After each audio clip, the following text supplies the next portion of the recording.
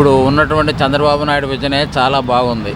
They are doing very well from the central government corporation నుంచి కానీ, railways నుంచి కానీ, అక్కడి నుంచి కూడా రైల్వేస్కి ప్రాజెక్ట్స్ అవి తీసుకురావడం కానీ చాలా బాగా పనిచేస్తున్నారు. లోకేష్ బాగా పనిచేస్తున్నారు, చంద్రబాబు నాయుడు అందరూ బాగా పనిచేస్తున్నారు.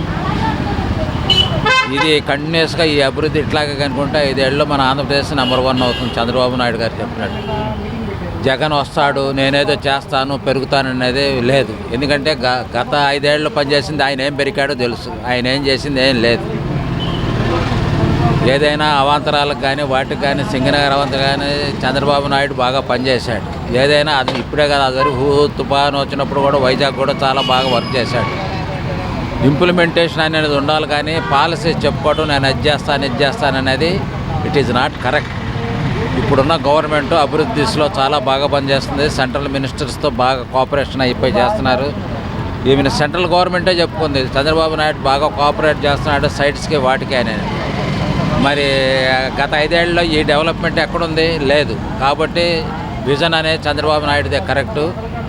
చంద్రబాబు నాయుడు కరెక్ట్గా ఇంకా చేస్తే నాట్ ఓన్లీ ఇండియాలోనే ఆంధ్రప్రదేశ్ నెంబర్ 1 అవుతుంది.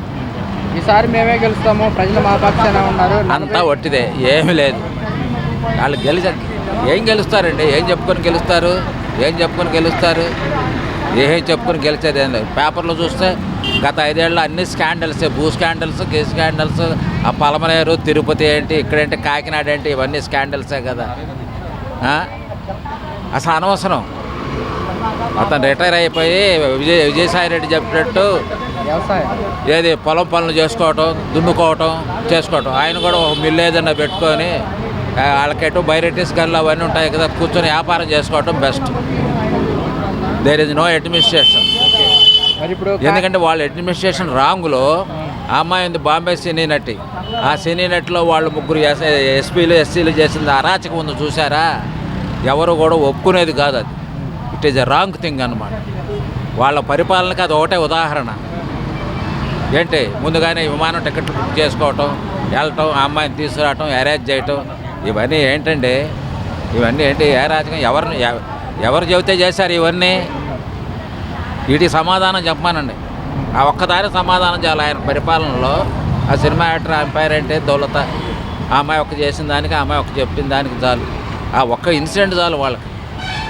విజయసాయిరెడ్డి కూతురైన కాకినాడ పోర్టు కొనుక్కోవడం బలవంతంగా, ఈ 2 ఇన్సిడెంట్లు చెప్పండి. ఒక్కరోజు 10 ఏళ్ళ నుంచే రాజకీయాల్లో ఉన్నవాడు ఇవాళ ఒక్కసారి రిజైన్ చేసుకుని వెళ్ళిపోతే సరిపోద్దా? It is wrong thing.